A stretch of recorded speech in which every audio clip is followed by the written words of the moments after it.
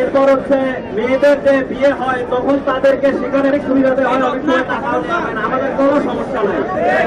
মেধাবীদের যৌক্তিক দাবি তারা ওকে, আমরা চাই আমাদের দাবি যথাযথ সাপোর্ট করুক এবং আমাদের দাবিকে তারা সমর্থন বিভিন্ন স্তর এবং উন্নয়ন।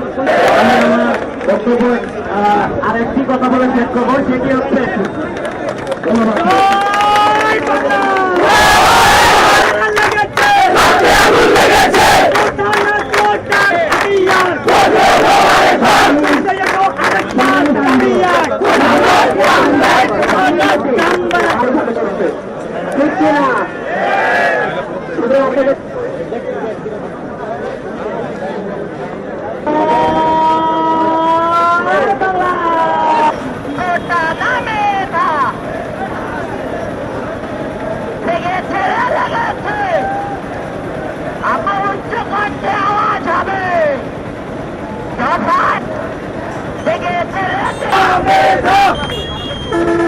সকলেই